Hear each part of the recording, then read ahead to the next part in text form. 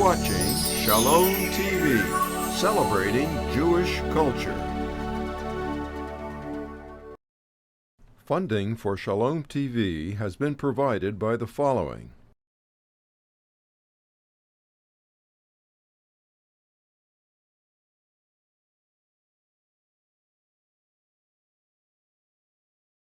And by viewers like you.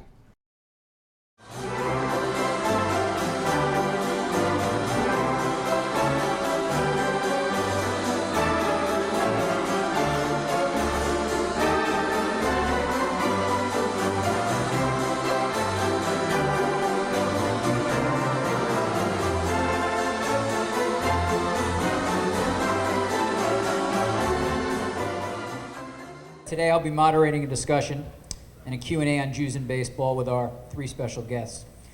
The only three guys today in Greenwich, Connecticut who can truly speak to how fast a Nolan Ryan fastball really was. I'm going to give the guys an extended introduction because they've accomplished some pretty cool things in baseball. It was fun to actually go back in their careers and just see how remarkable these three gentlemen were.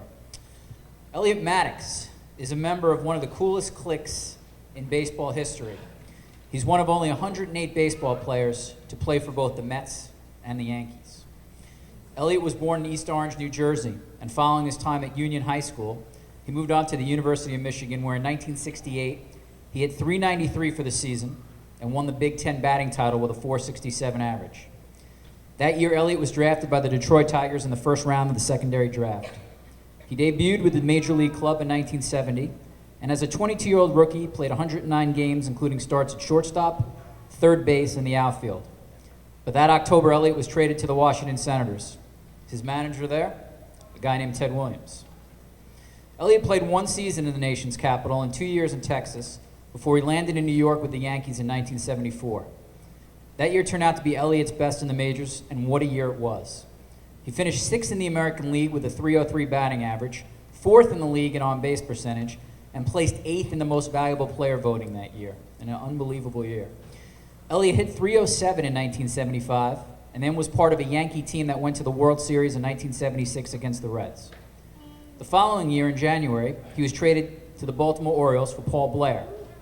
The next year, he signed as a free agent with the Mets and played 3 seasons for New York, where he was managed by a 36-year-old guy named Joe Torre.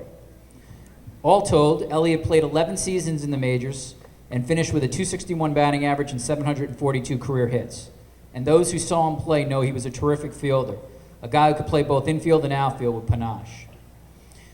After Elliot's baseball career ended, he worked for 8 years on Wall Street. As he told me, he went from pinstripes to pinstripes. But office work was driving him crazy, so he returned to coach with the Yankees for 2 years in the 1990s before he moved full-time to Florida. That's when Elliot started working with at-risk adolescents and teenagers. He soon became the senior foster care counselor for all of Broward County, as well as a full-time dad. Today, he volunteers at schools around his home in Coral Springs. Some of you in the audience may know this, may not know this, I should say, but Elliot converted to Judaism in 1975. We'll ask him why he made that decision as a baseball player in his 20s. But, I'll save this for last. Most remarkably, on August 9th, 2010, at the age of 62, Elliot was called to the Torah in Milford, Pennsylvania, while he was coaching kids at a camp. I'm a firm believer that when you reach one milestone or goal in life, the best thing you can do is set another, so you're always striving for something else, says Elliot. I wanted the campers to see that you're never too old to fulfill a dream. Ladies and gentlemen, please welcome the bar mitzvah boy, Elliot Maddux.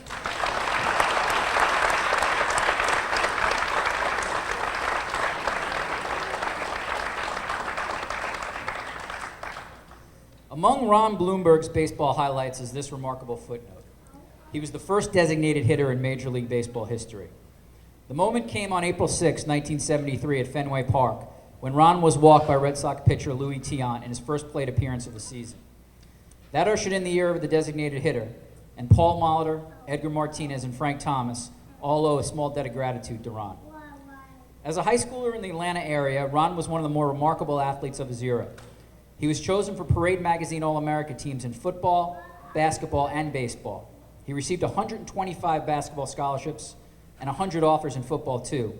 So good was he in basketball, he was even recruited by UCLA basketball coach John Wooden. But Ron smartly decided to stick to baseball.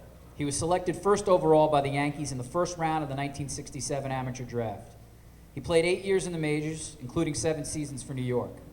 In mid-July, during the 1973 season, Ron was hitting .408, which led the entire major leagues. His star was so bright at the time that he appeared on the covers of Sports Illustrated, Sport Magazine, and the Sporting News.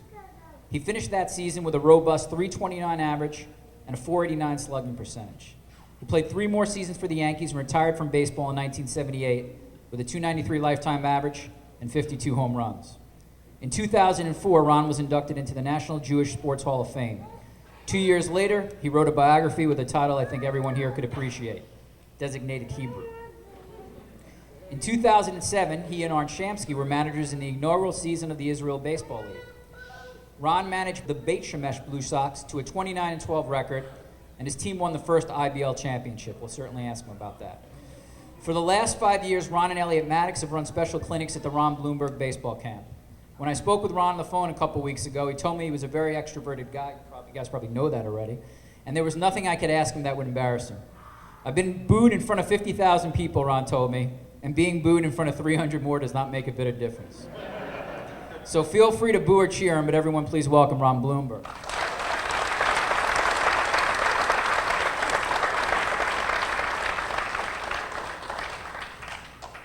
Art Shamsky was born in St. Louis and played on the same high school team as fellow major leaguer Ken Holtzman, who, it's worth noting, especially today, holds the major league record for most wins by a Jewish pitcher with 174. After high school, Art played baseball at the University of Missouri for 2 years before he was signed by the Cincinnati Reds as a free agent in 1959. As a rookie pro baseball player for the Geneva Redlegs, Art roomed with a guy you may have heard of, Pete Rose. Like Pete, Art was a solid hitter and moved up the Reds farm system. He made the big club in 1965, and the following season, Art tied a major league record by homering in 4 consecutive at-bats on August 12th and August 14th, 1966. Remarkably, 3 of those 4 home runs came as a pitch hitter, and 2 of them came in extra innings. Today, Art remains the only player in Major League Baseball history to hit 3 home runs in a game who was not in the starting lineup when the game began. The bat he used to hit those 4 home runs, you can now see in Cooperstown. Art finished the 1966 season with 21 home runs and a .521 slugging percentage. He played 1 more season for the Reds before he was traded to the Mets prior to the 1968 season. In New York, Art quickly became a fan favorite, especially to the Jewish community in New York City. Then came that famous sports year in New York, 1969, where Art would play a huge role in one of the most famous teams in this area's history, the Miracle Mets. That season, Art hit .300 with a .375 on-base percentage as half of a right field platoon with Ron Swoboda. Late in that season, and we will ask him about it, Art famously decided not to play during a doubleheader taking place on Yom Kippur. During the 1969 postseason, Art tore the cover off the ball. He hit .538 in the National League Championship Series against the Braves with 7 hits and 13 at-bats. The Mets would be world champions a couple weeks later, beating the Baltimore Orioles. Art remained with the Mets until 1972 and finished his career with the Cubs and A's. He retired after 13 years in pro baseball with 68 homers and a World Series ring. Art was inducted into the National Jewish Sports Hall of Fame in 1994, and after his baseball career, he worked in real estate, the restaurant business, and broadcasting, including doing sports reports for WNEW-TV in New York and ESPN. He now runs Bravo Properties in South Orange and is the author of The Magnificent Seasons, How the Jets, Mets, and Knicks Made Sports History and Uplifted a City and the Country. In the summer of 2007, Art managed one of the 6 teams in the new professional Israel Baseball League, managing against none other than Ron Blomberg, although Ron, obviously, in the end, we know got him. One last but very important resume note. Art gained a new generation of fans when the writers of the popular sitcom Everybody Loves Raymond decided to name a pair of bulldogs after him. Both Shamsky number 1 and Shamsky number 2 were owned by the Brad Gilbert character on the show, and it led to Art appearing on Everybody Loves Raymond in 1999. Not to be outdone, the comedian and Daily Show host Jon Stewart named his pit bull after Art Shamsky. So feel free, if any of you are out there that have a pet that needs a name, to steal the name Art Shamsky. Ladies and gentlemen, let's welcome Art Shamsky.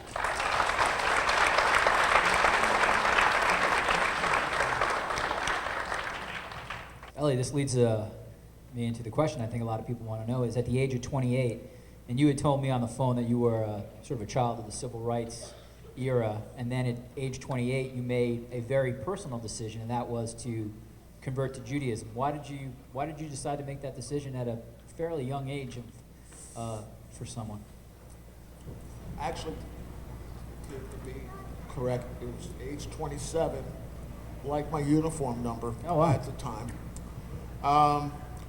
The reason, there are multiple reasons, and I'm going to try to capsulize it somewhat because it would take a couple of hours at least to talk about it.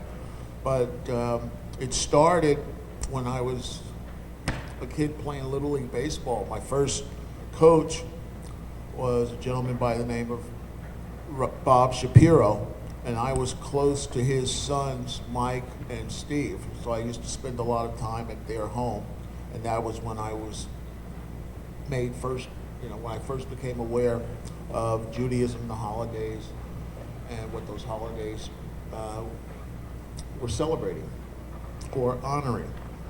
And then through school, through grade school, junior high, high school, many of my friends, most of my friends were either black or Jewish.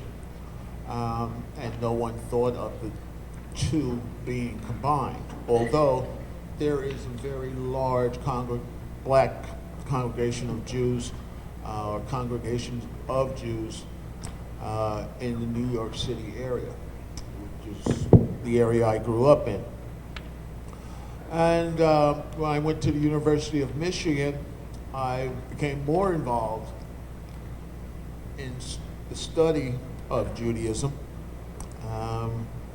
Took a lot of history courses, including Judaic history. And the similarities between black history and the history of the Jewish people is very, very similar. And of course, both come out of Africa. And I had always considered myself Nubian. Nubia being that portion of Africa of southern Egypt, Ethiopia, Chad, and that was the birthplace of Judaism.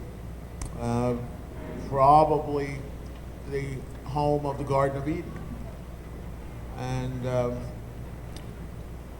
Judaism, as I found out through the studies, actually coincided with the beliefs that I already had. So for me, it was a matter of giving my religious beliefs a name rather than changing my beliefs. I had always had a lot of problems with Christianity.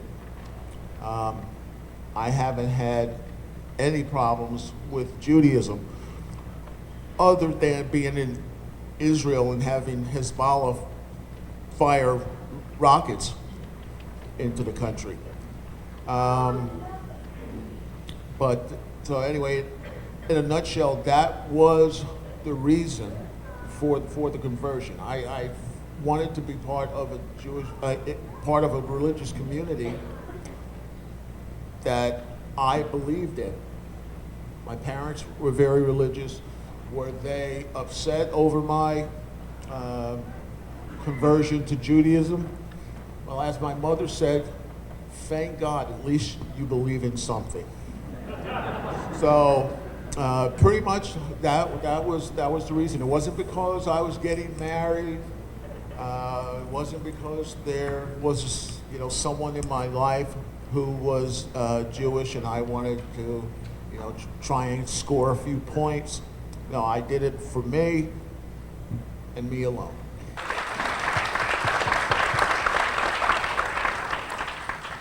Ron and Art, did you read or know about Elliot's decision? And what was your reaction when you heard about this black baseball player from Union City, New Jersey, converting?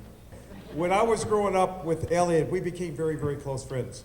Not because of religion.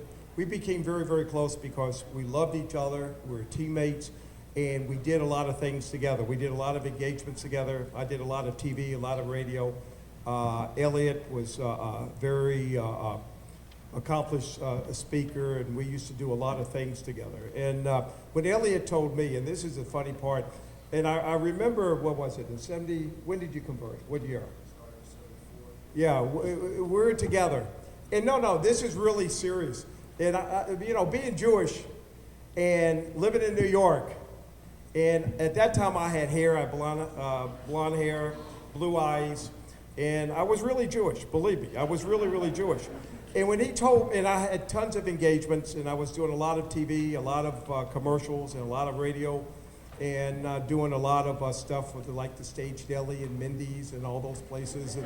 And when he told me he's going to turn into Judaism, I said, hey, look, I'm the only Jew on this team. I don't want to share you with anything in New York. And what are you going to do? You want me to tell all the Jews that you're going to convert to Judaism? And I really didn't believe it. But I started believing it after 76 or 77. We became like brothers. And when he told me this, I didn't feel any strongly to him because I loved him to death. But when he told me that, I thought it was unbelievable. Being a black Jew, I was a white Jew living in Atlanta, and there was not too many Jews living in Atlanta. And meeting a black Jew, I thought it was unbelievable. But we became very, very close after that. And we did, I don't know if we didn't go any services, anything like that, but I knew that my engagements sort of dried up a little bit, and you took some of them. I knew that because you were something that people wanted to see. They didn't believe it. They didn't believe it. I said, yeah, this is my roomie. This is a guy. He's my teammate. He's taking off. But that's how I found out about it. But to this day, I have a camp up at the Jewish Y camp, the Jersey Y camp. It's a Ron Blomberg camp, and Elliot does it with me, and he's unbelievable. He's probably one of the most articulate type of people you have ever met. He's so smart, and if I ever get in trouble, he's going to be my lawyer right here. What about you, Art? I learned a long time ago never to question a person about their religion, their politics, or their choice of a partner. And when I heard about it, I thought it was great. I just felt like, whatever surroundings whatever influences that Elliot had made this choice by, it was a wise decision because obviously, I believe in the religion and having gone through a bar mitzvah and gone through all the other stuff that you go through, that he was doing something that he wanted to do for whatever reasons he wanted to do, and I never questioned anything about that, and so he's welcome to the club, And the greatest thing in the whole world, he got bar mitzvah at the camp. That's right. He got bar mitzvah at the camp.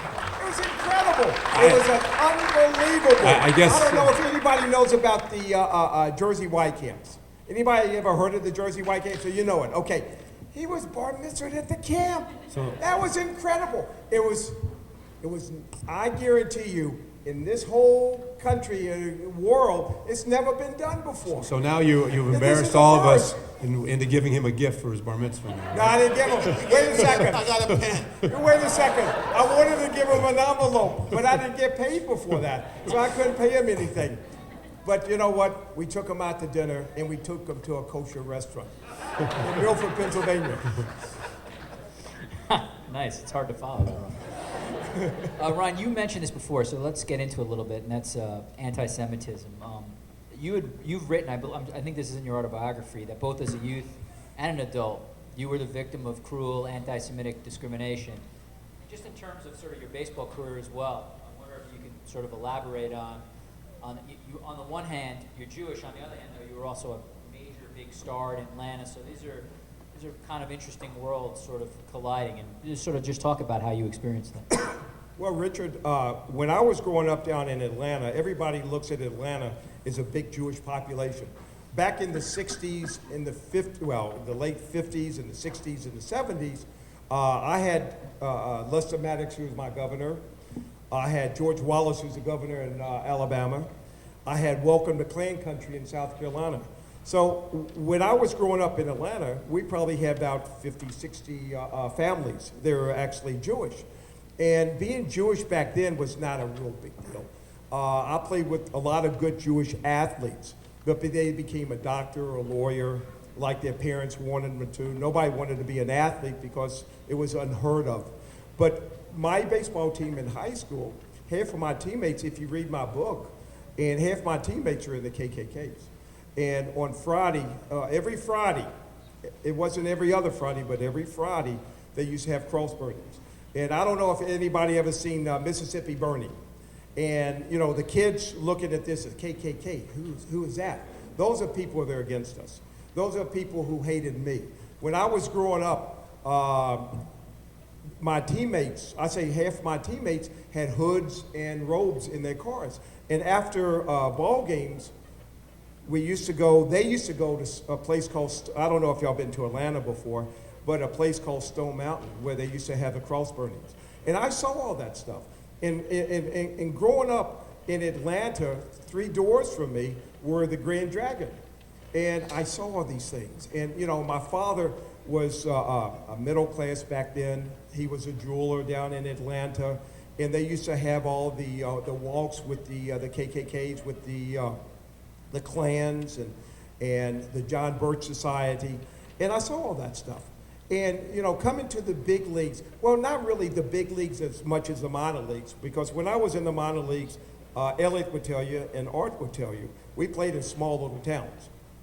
And being a Jew, being a Bloomberg, and being, you know, a Shamsky or not a Maddox, but playing these towns, like he'll tell you when he was growing up and playing in the minor leagues in Wilson, North Carolina, where these people didn't have teeth, and they had tobacco. And that's all they had. And I was a glory boy. I signed when I was 17 with the Yankees and #1 draft choice, and they always put Jewish star coming up. And they always looked at it as a Mickey Mantle, but you know, who's a Mickey Mantle? But whenever I played in these small little towns, they always would say, Ron Blomberg, future Jewish Yankee. And I used to go to these small little towns, and these small little towns, all these people, you know, call you Jew boy, they call you kike. You know, they thought you had horns. They never knew what they didn't know what a Jew was. They knew about being a Jew that's in the Bible, that's all. And they always would say, you know, unfortunately, I'm going to say this, they're going to Jew me down. And y'all heard of these things. And I grew up with those things. And my parents always told me to look ahead. You know, they said you're a chosen person. You know, you're blessed with God. You know, being Jewish is, you should be very proud of it. And I was. And I just looked straight away. I never said anything. And I was very, very lucky to get drafted by the Yankees, because if I would have gone to Kansas City, if I would have gone to Texas, I would have had a lot different reactions. But being up in the big leagues, a lot of people are jealous of me. And they'll tell you, Art will tell you the same thing. People are jealous when you got a lot of things. And, you know, and I was very, very lucky to play in New York, where most of the Jews were sportscasters, sports writers, and, you know, with the TV. So I saw a lot of problems because a lot of people were jealous. But, you know, like I said before, my parents said, go straight ahead. And I was very, very lucky that I ended up like this. Art, being from St. Louis and being part of the Reds organization, obviously you had different experiences than Ron, and I wonder at all, I mean, you probably traveled in the South in the minor leagues. I played 1 year in Macon, Georgia. Macon, Georgia. Yeah. So what was it like for you? I mean, similar things to what Ron dealt with? Yeah, it was, you, like Ron said, you heard some sneers, some comments, but at that particular time, looking back on it, it was a much more difficult for the black players on the team, because they were staying at different hotels and couldn't always go to the same restaurants. And I look back on that time, and quite honestly, I wish I would have been more vocal, and has more outrage at that particular thing, because it was a very difficult situation. I grew up in St. Louis in probably an opposite situation of Ronnie, because my whole community was basically Jewish. So I didn't have that small community. So when I started to play ball, My first year was up in a small town in Geneva, New York, in the New York Penn League. I really didn't see anything, and then the next year was in Kansas, in Topeka, Kansas, and then the next year was in Macon, Georgia. And I lived at the Y in Macon, Georgia with Pete Rose. And again, basically what I saw down there was a prejudice against black players and dark-skinned Spanish players.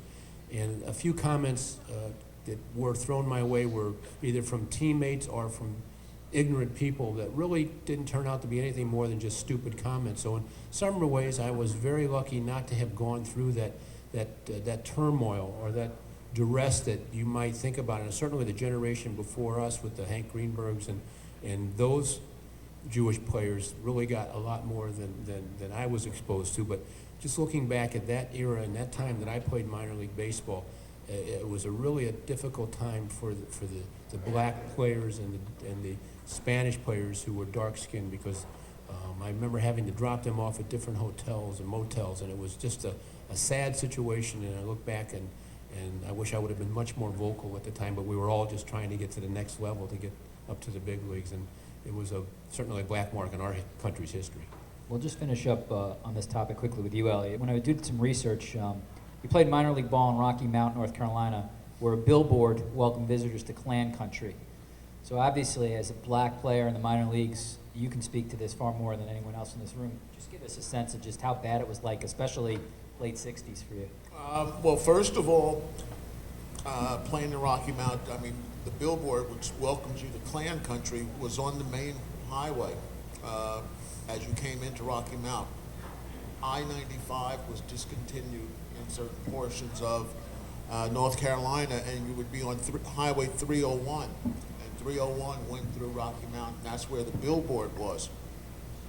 And during the first week that we were at home in Rocky Mount, the manager, Al Fedorov was his name, there were 3 black players on the team, 2 Hispanic, dark Hispanic players, and he pulled us off to the side to have a little meeting, and we were told not to go downtown or to the other side of town after sundown. And it's pretty obvious as to why. Having been raised in New Jersey and being active in the civil rights movement, or somewhat active anyways, even while I was at Michigan, this was difficult for me to take. But Ronnie talks about his experiences like with his high school teammates and activities they had. Well, my grandfather, well, both parents were raised in Georgia, and my grandfather was a builder, and he built homes out in rural Georgia, and many times the Klan, not liking these marvelous Tudor-style homes that he would build, would come out and burn the homes down. They would just, and if you were in the home at the time, or you couldn't get out in time, then you were burned with the home. So I was very aware of the Klan. As a black, there's no way that you could not be aware of the Klan. And like many people will say to me, well, gee, why'd you convert to Judaism with the problems that the Jews had? Well, as I've said to you before, looking at me is not, Judaism or being a Jew is not the first thing that jumps out and grabs you. So the Klan hated the Jews, but they hated me twice as much. And that I really never minded, someone disliking me. At least I know not to turn my back on them. So that's fine. People who act friendly towards me are the ones, and who really dislike me are the ones I worry about. So if you hate me twice as much, it's going to come out. It's going to come out, and that's fine and dandy. My Bubba Minnie, and I did have a Bubba Minnie and Sonia Grabowetsky from Odessa in the old country. They lived in Brooklyn off Ocean Parkway. and we adopted each other, and they used to tell me a lot of the stories, and they were very upset when their son originally changed his name from Grabowski to Graybow, then 5 years later changed it from Graybow to Gray. And I would tell them, well, folks, it's not going to help me if I change my name. So you learn about the Klan, you learn about people who dislike you. Hey, you take it, you live it with it, and do what you can. What effect, if any, did Koufax and Greenberg's career have on you? Well, in the reality of it is they had no effect on me in terms of what I believed in and what I would do as I played in the big leagues and decided to take off for Jewish holidays. Hank Greenberg, while I knew the name, never really saw him much. I grew up in St. Louis as a St. Louis Cardinal fan and really followed the Cardinals, and that was the National League, so I didn't see much of Hank Greenberg, who played his career in the American League. Koufax was the biggest, if not one of the biggest, if not the biggest star in the National League when I got there. And while I admired his beliefs and remember when he took off for the Jewish holidays, particularly I think in the World Series, was it 1966 against, was it the Braves, against Baltimore when he took off? Was it the Baltimore? There's a very funny story about that, and I'll finish with when he didn't pitch the first game and Walter Alston was the manager and decided to take off for the Jewish holidays, and Don Drysdale came in and pitched that first game and gave up some runs in the first inning, and Walter Alston walked out to the mound. I don't remember if he took him out of the game and went out to the mound and said, "Gosh, I wish you were Jewish too." So he wouldn't have been pitching that day. But they really had no influence. It was an honor to play against Koufax and bat against him because he was such a great pitcher. The fact that he was Jewish gave me a little bit more of a common bond with him. I don't think it had any effect when he was trying to strike me out or I was trying to hit him, but he was such a great pitcher and was certainly a role model for a lot of Jewish kids who were coming up at that time and who saw what he did and admired him for what he did. But I think in the scheme of things, if I had to do it all over again, I don't think I would have done anything because it was Sandy Koufax that had done it. It was because of what I believed. I think Sandy Koufax, when I was growing up, and of course, being from Atlanta, he used to come down and play when the Braves came in. And I remember when he used to pitch against the Braves. And it was a whole big thing when he was off for the religious holidays. And my parents will say, here's a Jewish pitcher who's a star, you know, he's taking off for the Jewish holidays. But they really never, going back and meeting Hank Greenberg, really for the first time at Old Timers Day in Yankee Stadium, and then having a few things with Sandy Koufax. You know, back then, Mickey Mantle was my favorite. I mean, he was my idol. But I would say, you know, growing up and being Jewish, and you see a Hank Greenberg, and you see a Sandy Koufax, you know, those are the people that, right off the bat, being a Jew, you know, those are the names that really are brought out. And it was a great honor to be able to meet both of them. We never talked about religion, but I knew what they believed in. I knew what I believed in, and it was a great honor to be able to play, not against them, but to be able to watch them and to meet them. If I had the opportunity to sit down with any past or present Jewish ball player, it would be Mo Berg, who played back in the 30s. He is the person, the Jewish ball player, that really intrigues me. I look at him as an intellectual, as someone. I mean, Mo Berg, I think he spoke about 6 or 7 different languages fluently. He served as a spy for the United States when teams from the U.S. would go barnstorming throughout Europe. He was trying to look at the Germans and see what they were doing. Mo Berg is the person I'm intrigued by. And whether he played on the high holy days or not, I haven't the vaguest idea. Art, speaking of the high holy days, you famously decided not to play during a doubleheader in 1969 that fell on Yom Kippur. Tell us about that decision, what went into it. Yeah, it was a very difficult decision because it was at a time when we were had a chance to win the National League East Division, and then we were playing great baseball at the time, and I was torn between this decision. It turned out that it was a doubleheader against the Pirates in Pittsburgh, and I talked to Gil Hodges, who was our manager at the time, and I said, Gil, I don't know what to do, and he said, and Gil was a very difficult person to talk to because he was very stern.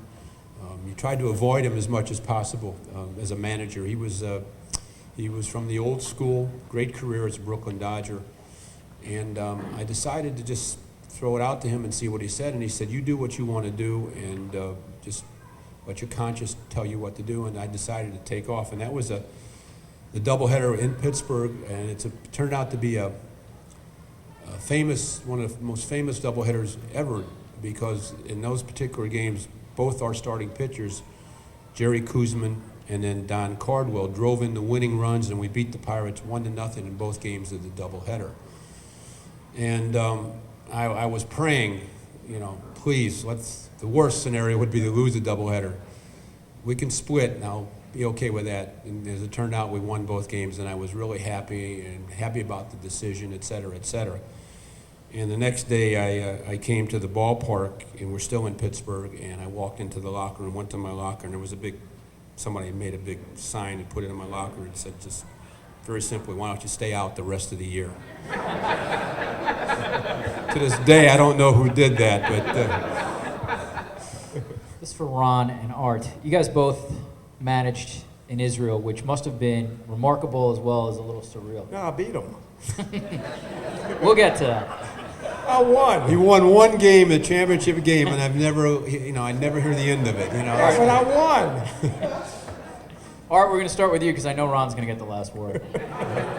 And that is just what were the highs and lows, and I mean, it seems like you guys were sort of inventing things as Yeah, as it went along. it was a great experience. My first inclination was when I was asked to do it that I said no. It was who's going to come to these games? What kind of places are we going to be playing in? And as it turned out, I was halfway right. The fields weren't great. It was three fields. One was decent. The other two were really bad. But it was a great experience, and I really enjoyed managing. It was very simple to manage in a sense. 7-inning games, designated hitter. If it was a tie game at the end of 7 innings, you had a home run hitting contest to determine the winner. The players, the quality of baseball was not very good. They signed a lot of guys in haste, I think, just to make sure they had enough players, and the quality wasn't really good. But it was a fun experience for me. But I knew we were in trouble when the first game I managed against Ronnie, and he came up to the home plate with the lineups, and it was on a napkin, a paper napkin, with first names of guys, not even last names. And but it was wonderful to be over there. We had a great time, and met some wonderful people. I hope at some point they continue to bring it back, or will bring it back, because I think if they work at it and develop it and do the marketing that they should have done. But it was, again, a great experience. I enjoyed it, and have many stories to talk about some of the things that happened over there. And managing against Bloomberg was really interesting, because you never knew what was going to happen, except that they had a pretty good team, and they did win the championship game. Okay, but wait a second. Okay, wait. All right. I played baseball. I never managed before. I never kept score before. I always played. So when they asked me to manage in Israel, I go over to Israel, right? And the first day I get there, we had a sellout crowd. It was a whole big thing. We're in Bet Shemesh. I don't know if anybody been to Israel before. We're in Bet Shemesh. We're in a prehistoric field, right? We see King Solomon's mountain up there. We see it had the biggest sunflower place out where we were. We're in the desert, right? So I never did a lineup card before. I didn't know that first base is what, three? I never knew any of that stuff. So I had a lineup card. So I didn't know my guy's name. Half my guys are Puerto Rican. Wait a second. I couldn't even pronounce the guy. But wait, I'm sitting there, right? And they said, I got to do a lineup card. What lineup card? I didn't have anything. I just said, go out there wherever you want to play. Just go play, like that. So I go up to home plate, right? I'm writing down the lineup card, and I always call people big guy. You can't go wrong when you say big guy because everybody's a big guy, even if they're really small, right? So I'm up there, I got Tom, big boy, Richie, Rick, big boy, Hector, big boy, like this. And he's got the lineup card like that. He said, what in the world? And I looked at the umpire. I can't say any, the umpire didn't know anything. I said, but I was very, very lucky. The reason why we beat them, I gotta, say this because we're in a place of worship, because I had a great coach. I had a guy that really knew all these guys, and he lived with them and everything like that. I was just over there for hay's sake. But I was over there not because I had a good team. I was over there because I out-coached him. Bottom line, the Yankees won. Yeah. And you know what? If it's never a baseball team out in Israel again, ever, the Yankees beat the Mets. Yeah. Well, let me just finish with this one story. About a week after the season was over, we had some problems with getting some money that was owed. There's some real problems. So after the season was over, I'm in New York and Ronnie's down in Atlanta, and so we're ranting and raving about all this stuff that went on. I said, wait a second, name me 4 guys on your team. Just give me their first names on your team that won the championship. He said, well, I had that big guy there from Australia out there in right field. What about that big guy I had down there from Dominican that played first base? I had that big guy over there at shortstop from California. I said, okay, forget about it. And we went on to something else. But I'll tell you something, it was really great. To be able to go over to Israel and to have an opportunity to play in the greatest sport in the whole world and to play where the world started and to be able to go over there and to be a Jew and to be able to coach the first team over there and to be able to play baseball, it was unbelievable. But they thought I we still were in got the circus, shekels. right? I still got shekels in my pocket. I can't. They thought we were with the circus, right? Huh? They thought we were with the Oh, we're in this. Wait a second. Art will tell this. Everything what we did was prehistoric. Everything we did. Half the time, it was unbelievable, but the administration part of it was awful. I mean, it was awful. You didn't know if we're going to ever get to the ballpark. We didn't know if we're going to get rides to the ballpark. But he'll tell you that we used to stay at a place in Tel Aviv, and we used to come down with our uniform. And people, they didn't know anything about baseball. They looked like we're in the circus or something. We're coming down the elevator, we're in baseball uniform. What are you doing? We're in the circus. Do they believe this? Let's give these great guys a round of applause.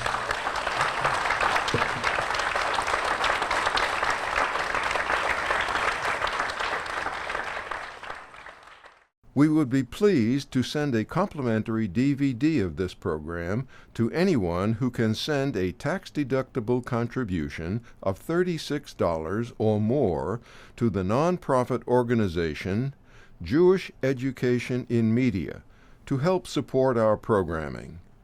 Tax-deductible checks may be made out to GEM and mailed to GEM, Post Office Box 180, Riverdale Station, Bronx, New York, 10471. Please indicate the program for which you would like a DVD, and we thank you for your kind support.